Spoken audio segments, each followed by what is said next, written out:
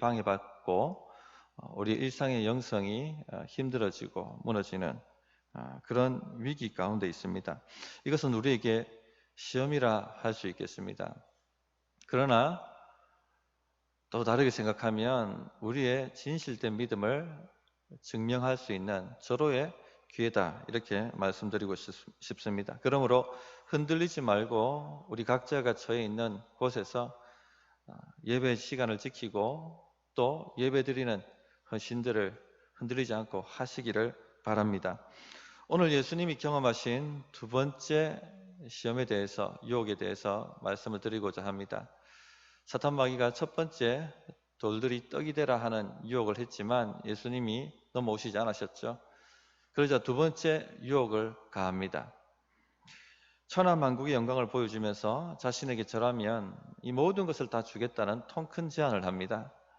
이 두 번째 유혹의 핵심은 두 가지로 정리할 수가 있는데, 높아지라는 유혹입니다. 또 다른 한편은 예배를 타협하라는 유혹이라 할 수 있겠습니다. 오늘은 예배를 타협하라 하는 유혹에 대해서 먼저 말씀을 나누고자 합니다. 어떻게 타협하라고 유혹하느냐? 첫째, 하나님 외에 다른 것을 예배하라는 유혹이라 할 수 있겠습니다. 사탄은 예수님께 자신이 주장하고 있는 이 세상의 영광을 보여주면서 절만하면, 간단한 요구죠, 절만하면 다 주겠다는 제안을 합니다. 7절, 그러므로 내가 만일 내게 절하면 다 내 것이 되리라. 그러나 예수님은 단호하게 거절을 하십니다. 8절을 보시면 예수께서 대답하여 이르시되 기록된 바 주 너의 하나님께 경배하고 다만 그를 섬기라 하였느니라. 사탄은 아주 간단한 요구만 합니다. 내게 절하면. 그런데 예수님께서는 왜 단호하게 거절을 하셨을까요? 이 절한다는 헬라 단어 프로시키네오라는 단어인데요, 그 의미가 예배한다는 뜻입니다. 즉 마귀가 요구한 것은 하나님 아닌 자신에게 딱 한 번만 예배하면 다 주겠다라 쿨하게 제안을 한 것입니다. 성공을 주겠다, 영광을 주겠다, 돈과 명예를 안겨주겠다, 가정의 복락과 찬란한 미래를 선사하겠다. 아주 유혹적인 제안 아니겠습니까? 달콤한 유혹이죠. 결국 그러나 무엇을 하라고 지금 요구하고 있는 것입니까? 결국은 하나님 외에 다른 것, 우상을 숭배하라 하는 유혹입니다. 느부갓네살 왕이 큰 신상을 차려놓고 모든 나라의 대소신료들을 모아놓고 절하면 살고 절하지 않으면 풀무불에 던져질 것이다 하는 협박을 합니다. 그때 아마 사탄이 사드락과 메삭과 아벳느고에게 유혹을 했을 것입니다. 어쩔 수 없잖아. 살아야 되지 않나. 딱 한 번인데. 딱 한 번만 절하면 무사태평하게 되고 지금 누렸던 것을 누리게 되고 승승장구하게 될 것인데 뭐가 그렇게 힘드나. 지금 어쩔 수 없는 상황이지 않느냐. 그렇게 유혹을 했을 것입니다. 내가 만일 내게 절하면 다 내 것이 되리라. 사탄은요, 이 신자의 예배를 시험합니다. 우상 숭배는 이스라엘 백성들이 늘 걸려 넘어졌던 문제입니다. 늘 따라다녔던 시험이 우상 숭배의 시험이었죠. 광야에서 이스라엘 백성들이 살아갈 때도 이 우상 숭배 유혹이 왔고, 또 가나안을 정복하고 가나안에 들어갔을 때도 동일하게 이 유혹을 받았고, 또 사사시대에 지나서 왕정시대가 되었을 때도 이 우상숭배는 끊이지 않고 이스라엘 백성들을 괴롭혔던 문제였습니다.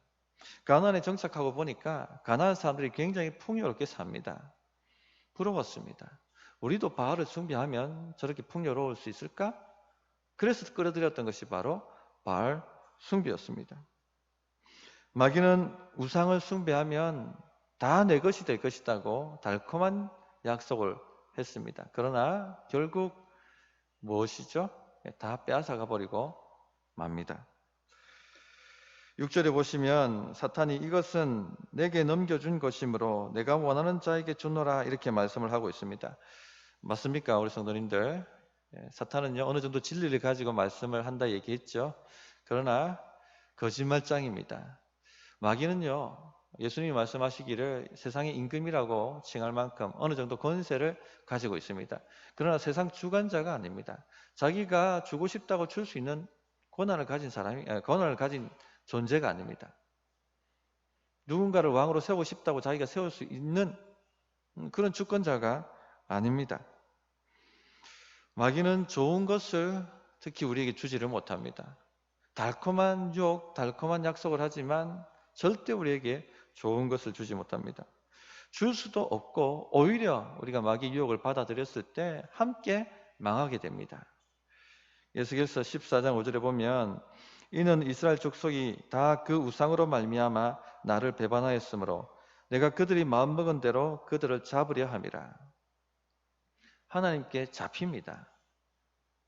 징계를 당하고 심판을 당하는 것입니다. 마음먹은 대로, 즉 그들이 추구하는 우상대로 그 우상으로 말미암아 걸려 넘어지고 심판을 받고 잡히게 될 것이라고 말씀하고 계신 것이죠. 그래서 우리가 우상을 숭배하면요 오히려 그 우상에게 잡아 먹히게 됩니다. 십계명 제1계명이 나는 여호와 하나님이니 나 외에 다른 신을 섬기지 말라 라고 하신 것이죠. 제1계명을 순종하느냐 아니냐가 우리 인생이 달려 있습니다. 그래서 어떤 분들은 우리 삶을 예배 전쟁이라고도 표현을 합니다. 하늘에 있는 것이나 땅에 있는 것이나 땅 아래에 있는 것이나 어떤 피조물도 숭배하거나 섬기지 말라 하고 주님이 분명히 말씀을 하셨습니다. 이 계명을 순종하느냐 아니냐가 우리 인생의 승리가 달려있다 하는 것 꼭 명심하시기 바랍니다. 이스라엘 백성들은요 늘 이 문제, 이 1계명 지키는데 무너졌죠. 무너지고 또 무너지고 우상 숭배함으로 말미암아. 그러나 이 제1계명을 제대로 순종했을 때 개인이 회복되어지고 나라가 회복되어지고 그리고 대적들을 이기게 되는 역사가 나타났다 하는 것을 우리가 잘 알고 있습니다. 그러므로 성도님도 절대 속지 마시기 바랍니다. 우상은 우리에게 좋은 것을 주지 못합니다. 줄 수 없습니다. 한 청년이 노트북을 반값에 판다 하기에 혹해가지고 입금을 했더니 벽돌이 배달되어 왔다고 합니다. 마귀가 하는 짓 꼭 이렇습니다. 다 주겠다. 한 번만 잘하면 다 주겠다 하지만 다 빼앗아 버리고 납니다. 아유 목사님 저희들을 어떻게 보시고 저희들 수준을 어떻게 보시고 저희는 우상 숭배 안 합니다. 혹 이렇게 지금 생각하실 분들이 계실 것 같습니다. 전에 수요 예배 때 우상 숭배에 대한 말씀을 몇 주간 전한 적이 있습니다. 기억나시지 않을 겁니다. 그래서 말씀을 또 듣고 또 들어야 됩니다. 그리고 내 삶에 자꾸 적용하고 적용해서 내 삶의 영성이 되도록 만들어 가야 됩니다. 요즘 우상은요 업그레이드 되어 있습니다. 옛 버전은 신상에 절하고 신주단지 모시고 부적 붙이고 제사상에 절하고 이게 옛 버전입니다. 요즘은 그렇게 우상 숭배를 하도록 유혹하지 않습니다. 전에는 눈에 보이는 조각상을 섬겼다면 요즘은요 마음의 우상을 모시도록 유혹합니다. 마음속 우상으로 탈바꿈한 것이죠.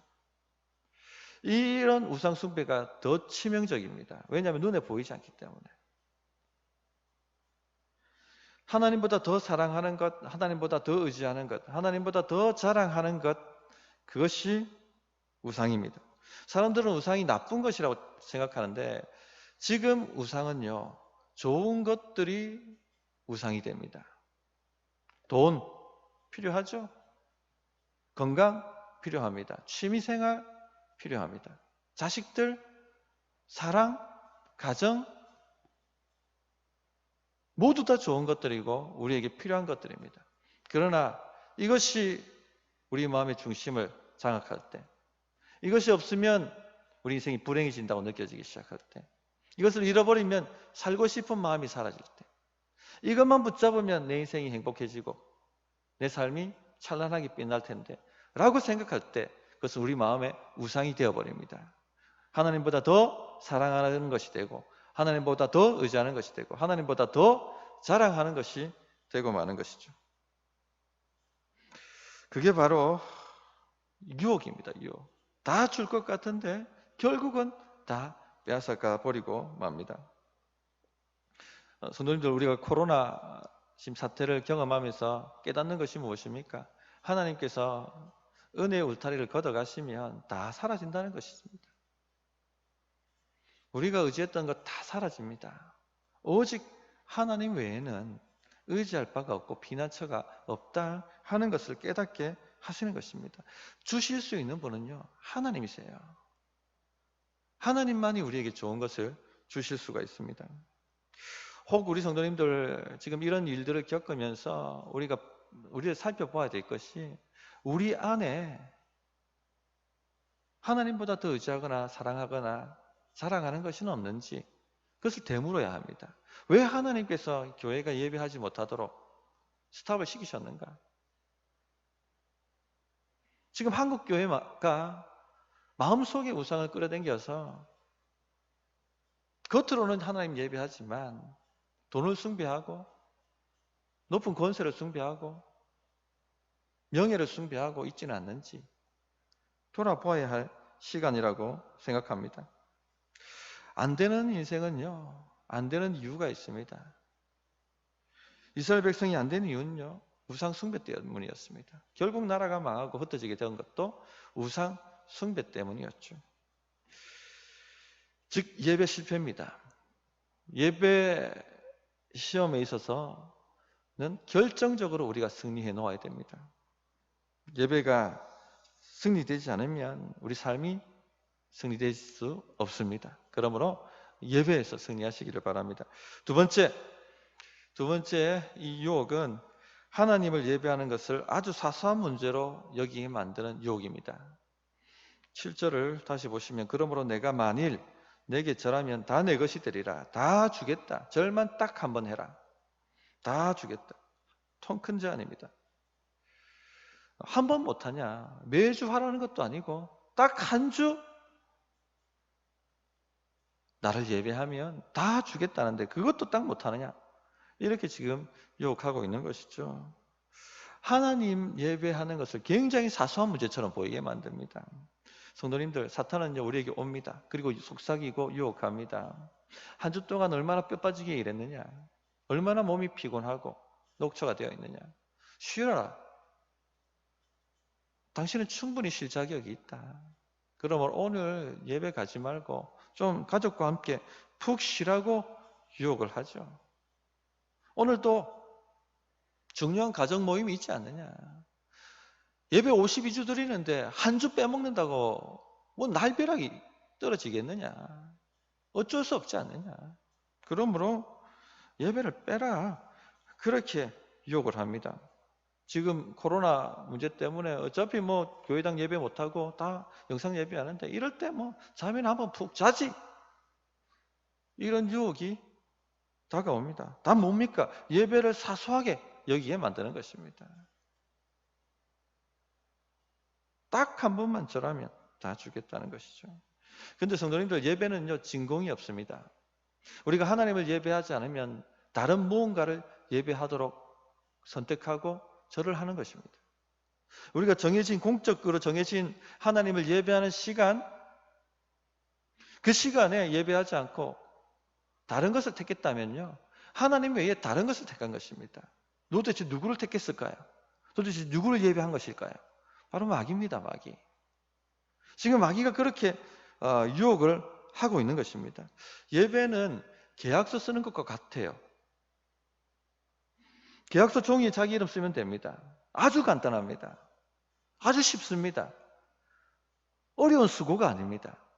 손 하나 까딱하면은 사인하면 되는 것이죠. 그런데 그 계약서 내용이 무엇인지 확인해 보셔야 되죠. 그런데 계약서 내용이 어마어마하다면 우리 삶에 큰 영향을 미치게 되어 있기 때문에 그렇습니다. 예배는요, 예배하는 대상에 지배를 받겠다는 사인입니다. 당신이 나의 삶에 오셔서 내 삶을 다스려 달라고 하는 것이 예배입니다. 그럼 하나님 외에 다른 것을 선택했다는 것은요, 다른 것에 사인했다는 것은 다른 그 대상이 내 삶에 와서 내 삶을 마음껏 주무르고 통치하고 다스려 달라고 내 삶을 다 내어놓은 것입니다. 그렇게 계약서를 쓴 것이죠. 성도님들, 우리가 하나님 외에 다른 것을 선택할 때 그 권세, 그 지배 아래 들어간다 하는 것을 꼭 명심하시기 바랍니다. 이스라엘 백성들이 황금 송아지 선택했을 때 우리 민족이 돼지머리에 절한 순간 시부모의 닭달에 부적을 가져다가 집안에 붙이는 순간 사탄의 권세 아래 들어가게 되는 것입니다. 지금 공적 예배 시간에 예배를 포기하고 다른 것을 선택하는 순간 내 삶에 풍요로워지고 행복해지는 것이 아니라 마귀의 지배 아래 들어가게 되는 것입니다. 사탄이 결박되는 것이 아니라 내가 결박당하는 것이고, 마귀가 강탈당하는 것이 아니라 내가 강탈당하게 되는 것입니다. 목사님 너무 심하십니다. 그 딱 한 번인데, 그 잠깐인데, 그렇게 생각하실 분이 있겠습니다. 결코 그렇지 않습니다. 영적 눈을 여시기 바랍니다. 사인하는 것은 잠깐입니다. 몇 초도 안 걸립니다. 제 처형이 아파트 계약한다고 가가지고 사인했습니다. 몇 초 안 걸렸습니다. 집에 돌아왔더니 이거 아니다 싶어가지고 계약을 해지했습니다. 500만 원 계약금을 떼었습니다. 잠깐이 아닙니다. 그 순간인데요. 아닙니다. 지배를 받습니다. 강탈당합니다. 결박당합니다. 빼앗깁니다. 어떤 크리스천 청년이 절간에 들어가다가 이 사천왕상입니까? 여기 있지 않습니까? 거기에 보통 부처를 믿는 사람들은 절을 하고 들어가죠. 합장을 하고. 장난삼아서 합장하고 들어갔는데 그날 귀신 들렸습니다. 어떤 소녀는 록 페스티벌에 갔다가 나눠주는 악마의 반지를 그냥 모르고 꼈다가 그날 악기에 짓눌리게 되었습니다. 목사님 잠깐인데요. 장난인데요. 사인하게 되면, 계약서에 사인하게 되면 거기에 묶이게 되어 있고 지배받게 되어 있습니다. 물론 하나님은 자비하셔서 우리를 보호하시고 우리 실수를 너그러이 용서하시고 참으시고 기다려 주십니다. 그러나 결정적인 순간이 있죠. 그때가 결정적 순간이라면 빼앗기고 강탈당하게 되어 있습니다. 사울왕 첫 시험이 결정적 순간이었고 아나니아 삽비라 첫 시험이 결정적 순간이었습니다. 그날 모든 걸 다 빼앗겨버리고 말았습니다. 성도님들, 하나님께 사인하십시오. 그렇게 하면요, 죽을 것 같고 안 될 것 같고 힘들 것 같은데 신비한 일이 일어납니다. 안 죽고 되게 되어 있고 살게 되어 있습니다.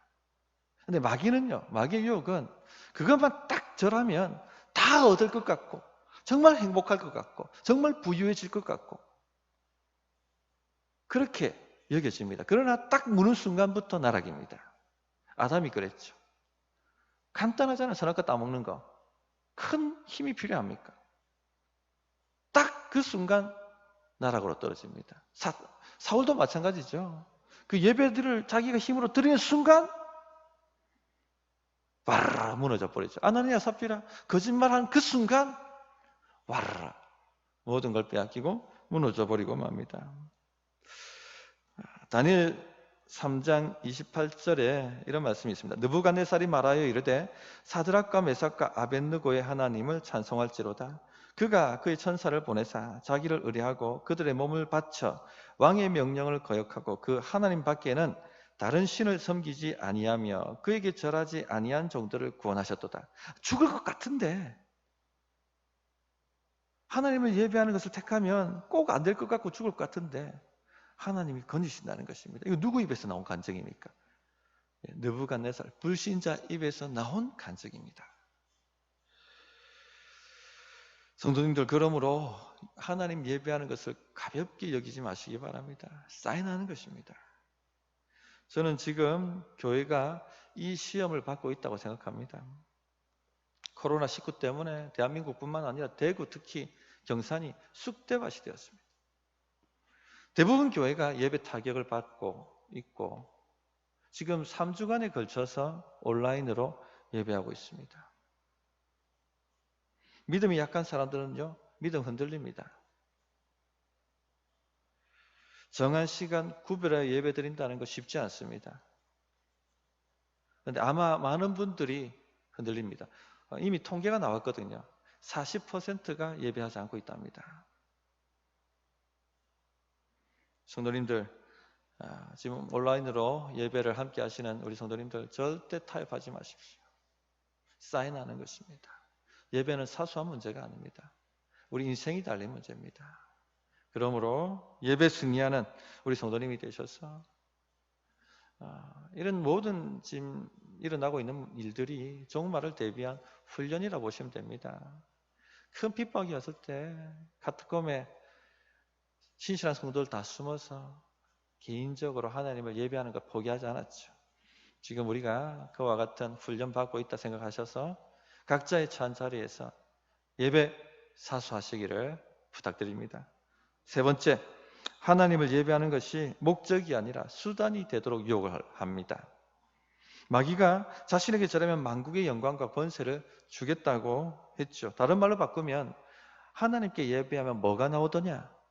하나님께 예배하면 뭘 주시더냐? 하고 되묻는 것입니다. 나에게 예배하면 내가 다 주겠다는 것입니다. 예배를 목적이 아니라 자기가 원하는 것을 얻어내는 수단으로 변질시키고 있습니다. 이런 생각을 우리에게 쑥 집어넣는 것입니다. 성도님들, 우리가 하나님을 예배하는 것은요, 뭔가 하나님께 우리가 원하는 것을 얻어내기 위해서 예배하는 것이 아니에요.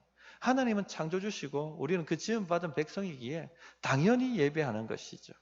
목적이죠, 예배가 목적. 그런데 많은 사람들이 이런 예배 시험을 받고 있어요. 예배가 뭔가 내가 얻어내는 수단인 것처럼 잘못 알고 있습니다. 만약에 자식들이 아침에 부모님 문안 드리는데 부모님, 엄마, 내가 엄마 문안했으니까 집문서 내주세요. 이렇게 얘기한다면 이 자식을 뭐라고 합니까?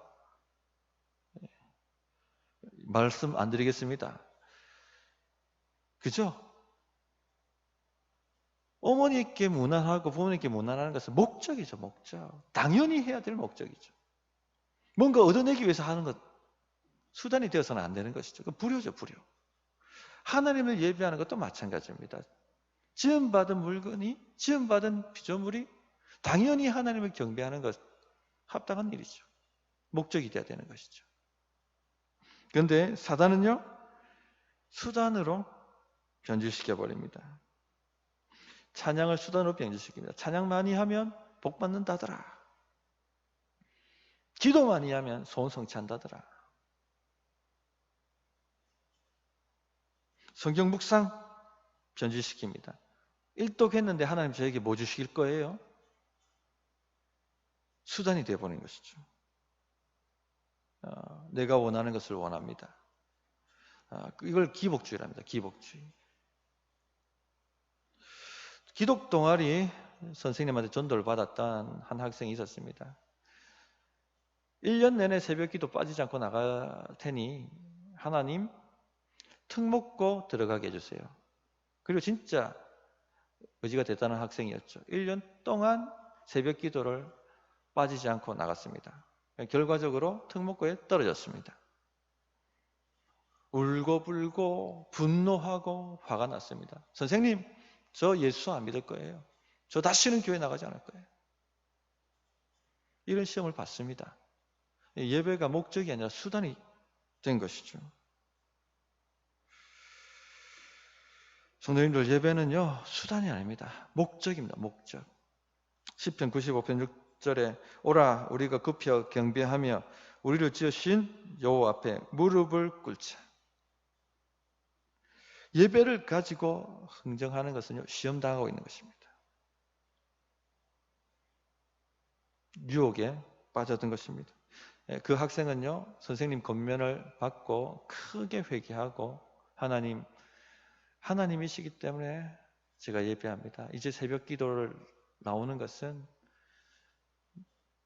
원하는 대학에 들어가게 해달라고 하는 목적이 아니라 하나님이시기 때문에 경배하기 위해서 나옵니다 하고 완전히 회개하고 새벽을 그렇게 깨우기 시작했습니다. 아이가. 결과적으로 그가 원하던 대학에 들어갈 수 있도록 하나님께서 복을 주셨습니다. 목적이 돼, 목적. 예배는 목적이 되어야만 합니다. 말씀을 정리하겠습니다. 이 사탄의 유혹에 예수님이 어떻게 대응하셨는지 보시면요. 주 너의 하나님께 경배하고 다만 그를 섬기라 하였느니라. 신명기 6장 13절 말씀을 사용하셨습니다. 예수님은 예배에 있어서 단호하게 말씀을 하십니다.